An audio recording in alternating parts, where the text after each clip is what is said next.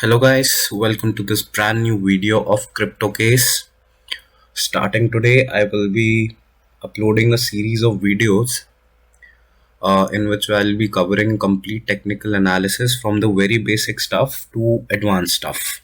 Everything will be covered in it, from trends to support and resistance to strategies, risk management, moving averages, everything will be covered. So I hope you like this content and stay tuned for further videos. So let's start the first video. In this video, I will be giving a basic overview of technical analysis. You can say that it is an introduction to technical analysis. So for people who do not know what technical analysis is the art of studying charts. Yes, we can say that technical analysis is an art to study charts, price charts of any asset or a commodity. By price charts, I mean these charts. This Heiken-Ashi candlestick chart is the most commonly used price charts by traders and investors. We analyze its past behavior, the past behavior of price, like at what levels, how price behaved, and using all this data and different techniques, we try to find out that what the future price is going to be. And once a trader or an investor knows, analyzes that what future price could be, he can take an appropriate decision, right? If in future, for example, if I take the current example of Bitcoin, right now it is trading around $37,000. If my analysis says that in future Bitcoin is in 1 or 2 weeks, Bitcoin is going to be trading in the 40,000 range. So it's better for me to buy it in the 30,000s and sell it when it goes above into the 40 range, into the 40s, right? On the other hand, if my analysis says that in the coming few weeks, Bitcoin be seen in the lower 30s in the coming few weeks. So what I can do is I can sell some of my Bitcoin right now and buy it at those cheaper rates. So this is an overall view of what technical analysis is. In technical analysis, we use these charts, Heiken-Ashi candlesticks. We study the past behavior of the price. We study the current behavior of the price in order to predict the future price. So this is what technical analysis is in short, and all this is done to make money. It's pretty simple. All this is done in order to make money from the market. Moving further, there are three core principles, or you can say there are three core arguments of technical analysis. First one being that market discounts everything. It means that any factor that can affect the price fundamentally, politically, geographically, psychologically, it is already reflected in the price. I'll try to explain it in a better way. Now we can see that Bitcoin has had a massive fall. Right from $69,000, we saw it go as low as $32,000, right? So now when a trader sees the charts, what he will see is that this is suppose a support level, right? Bitcoin's price came down, crashing down, it broke this support level, it went below this support level. So by seeing the chart, a trader can tell that an important key level was broken, hence price will go more down, hence price will go further down. This is the technical side. On the fundamental side, a news might have broken out that this country is trying to ban Bitcoin, or this country is trying to ban Bitcoin, or some bad news might have broken out regarding Bitcoin. So by sorry guys, so by the statement that market discounts everything, we try to say that whatever may be the news, that Bitcoin, this country is going to ban Bitcoin, or any negative news about Bitcoin, it is it already reflects in the price. Now, a negative news is out there, right? Therefore, price is going to go down. And a trader can also see that price has broken a key support level. So this is also an indication that price will go down. If let's suppose I am a trader and I do not know the news that some negative news is circling around, right, regarding Bitcoin, due to which the price is tumbling. But I can see the chart and I can tell that yes, key level has been broken. That means the price is going to go down. We have a negative momentum. So everything that is out there, be it news, be it something political, or be it anything, that results in a shift in supply and demand. And due to that shift in supply and demand, there is a change in price, right? So all that is already reflected in the price. Everything is already reflected in the price. This is what the statement says. Market discounts everything. So the next argument says that prices move in a trend, and there are three major trends in the financial markets. First is an uptrend, then downtrend, the sideways trend. Now we will see it better here. Look at this. This is a huge uptrend, right? Because the prices are moving upwards. Then we saw a downtrend. In downtrend, the prices keep falling down. And the third one, or the sideways trend, is like this. In this type of trend, the prices, they become range bound. For example, at this point, the prices were moving between, we can say, $40,000 and $30,000 for quite some time. So we can say during this time period, the prices were sideways. So these are the three major trends in the financial markets. First is an uptrend, a downtrend, and a sideways trend. Also, the third argument says that prices or trends continue until unless a reversal is confirmed. Now, what this means is that, for example, if we take the example of this uptrend, this only, prices were moving in an uptrend, right? Let's suppose when prices were around here, around $40,000, $42,000, and they came back till $28,000. We cannot say that an uptrend is over. We cannot expect that now the prices have entered in a downtrend. Why? Because it did not break major support levels, or we can say that a downtrend was not confirmed. It was not confirmed that the uptrend is over. Similarly, so we will expect the uptrend to continue. Now over here, when the prices fell from $64,000 to $47,000, it broke a key support area of $50,000, around $50,000. Price made a lower low. This was a low of $50,000, and now the price made a lower low of $47,000. So this was the first indication that yes, now a downtrend can start. When was it confirmed? When it also made a lower high of $59,000.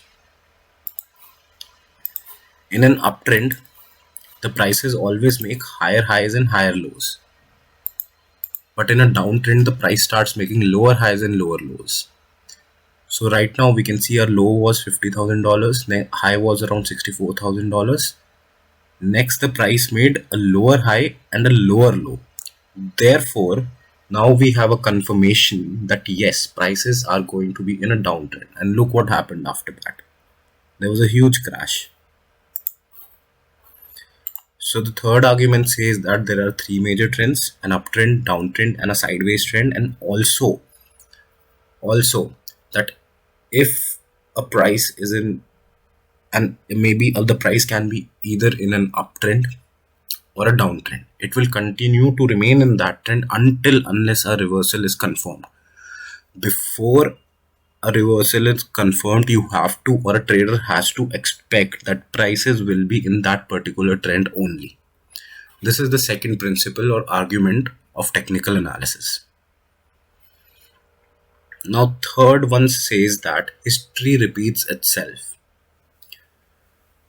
This means that this is more based on the human psychology.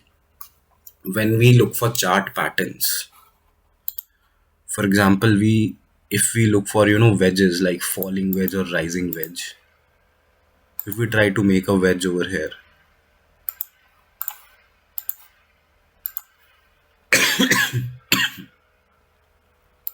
sorry guys, this is a rising wedge, and we know that this is a bearish pattern. It always breaks downwards. Now why does it always break downwards? That is also a question. I mean, you see a pattern, why it, I mean, it does not always break downwards, but there is a high probability according to technical analysis that it will break downwards. Why do patterns work? I mean, if similar pattern was formed beforehand, it also broke downwards. Why do these work? They, I mean, why the patterns work in a similar way most of the time? Now, this is because of human psychology. I'm sorry. Now, technical analysis says, or this argument says, that human psychology does not change with time. Therefore, the patterns are expected to work in a similar way because humans are going to react in a similar way. Therefore, patterns are going to work in a similar way. For example, if I see a pattern of a rising wedge, which is a bearish pattern, I'll start expecting that prices will come down, right? And this will happen every time I see a rising wedge. Therefore, I'll every time behave in a similar way. Therefore, the patterns also behave in a similar way every time, most of the time, because of human psychology. It works same every time.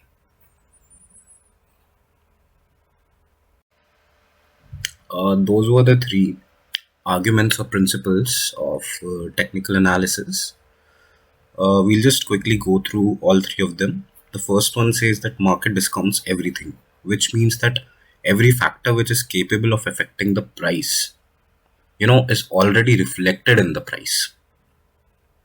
The second one says that prices move in a trend, and there are three major trends: an uptrend, downtrend, and a sideways trend.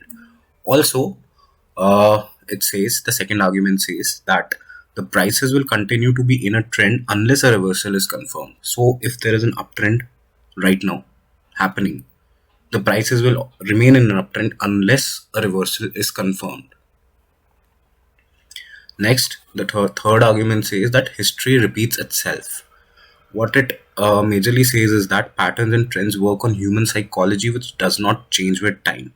Hence, patterns that worked in the past are also expected to work in the future too, due to human psychology, which does not change with time. So these were the three major arguments of technical analysis. Now let's have a look at fundamental analysis versus technical analysis. I would not go very deep into this. I'll try to be as simple as I can be.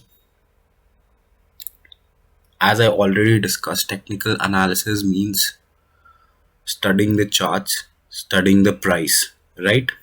And fundamental analysis gives more focus on, the factors that cause the price to change. For example, a news came out that this is wrong with Bitcoin. Some XYZ thing is wrong with Bitcoin. The market reacts to it. People start selling Bitcoin, the prices come falling down. Now, a technical analyst would study the chart and see that yes, major levels are being broken down, price has entered into a downtrend and it is falling down. A fundamental analyst will try to look for the reasons why price is going down, why the key levels are being broken, and he'll find out that, oh, okay, this news, due to this thing, or due to this thing, the key levels are being broken down. So this is the major difference between technical analysis and fundamental analysis. Also, fundamental analysis will tell you what to trade in or what to invest in. For example, there is a meme coin. For example, this, I'm just making it up. There's a coin by the name of potato coin, and there is Bitcoin. If you do fundamental analysis of potato coin and Bitcoin, obviously you're going to trade in Bitcoin because Bitcoin has a proven history, Bitcoin has a good track record, and Bitcoin is way more trustable than a potato coin, right? The fundamental analysis will tell you that yes, instead of choosing potato coin, choose Bitcoin. Now, what technical analysis will tell you is, okay, you have chosen Bitcoin with the help of fundamental analysis, right? Now, when do you have to enter and when do you have to exit? With this technical analysis will tell you at what points you have to enter and what points you have to exit. So in a nutshell, this is the major difference between fundamental analysis and technical analysis.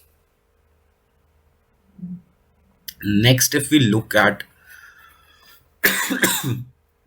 sorry guys, I'm a bit under the weather, sorry for this. Next, if we have to talk about the drawbacks of technical analysis. People say that charts only show the past behavior of an asset, right? The past behavior of price, and they are no good in predicting the future price, which means that past cannot be used to predict the future. One of the drawbacks is this, that what some people argue. Another major drawback, or a point of criticism for technical analysis, is that if right now at this very moment me and you, we both analyze the same chart of Bitcoin at the very same time, my technical analysis will be different from your technical analysis. It is purely subjective. There are no hard and fast rules that you have to analyze it in this particular way only. So technical analysis is subjective in nature. My can be different from yours and we both can be correct. So these are the few criticisms of technical analysis.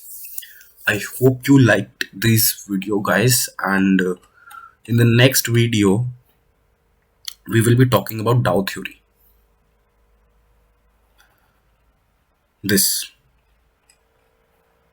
I hope you liked the video, and if you like the video, do give us a thumbs up and subscribe to the channel. See you till next time.